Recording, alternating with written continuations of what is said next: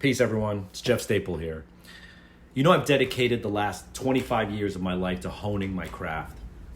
And one of my early goals was to allow different people to enter my world through different portals. It could be street fashion, it could be sneaker culture, it could have been the creative agency, one of the podcast episodes, maybe one of my classes.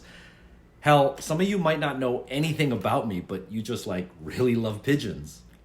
But whatever door you enter through, the important thing was to form a global community around not only my work, but the work of everyone that I ever had the honor of collaborating with.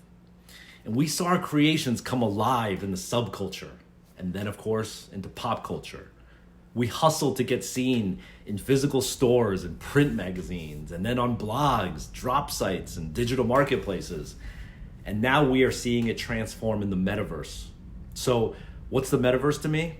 In short, it's community, but in the virtual. It's ownership for those who participate and contribute.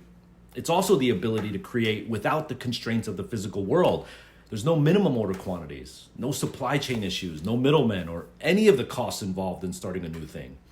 And now we have the freedom to change how we think about art, design, fashion, music, and the culture. Anything is possible now. The only thing we have to do is dream it and then build it together. So how did I end up here? A few years ago, my good friend Steve over at Kindred Ventures gave me an early glimpse into the Metaverse. And he connected me with Jacob and Dee over at Zora, and I did my first physical crypto drop. And then in May of 2021, the teams at Artifact and Bitsky shepherded me into my first NFT collection. And then Gary Vee showed me how an NFT could be more than just a digital collectible. So for the past 6 months, I've been learning, exploring, and designing a long-term vision with Steve and my man Benny, who helped build CryptoKitties and NBA Top Shot at Dapper Labs, along with an incredible team. And now today is the day to bring the entire community I've been building along for the ride, together on our own platform into our own future.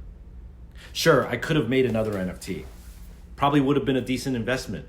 But why stop there when for the first time there are no boundaries? Could I offer a cool visual? Yes. Utility? Yes. Access? Check. How about a narrative though?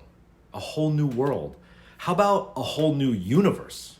And this is what I call the stapleverse, a place where anything that we can dream of can become a reality. And you'll soon see that the operative word there is we. Because while anything is possible in the Metaverse, Stapleverse has to be built on the foundation that I've been laying for the last quarter century in the physical world. You know, I started my brand in the mid-90s in downtown New York City. The greatest city in the world was my muse.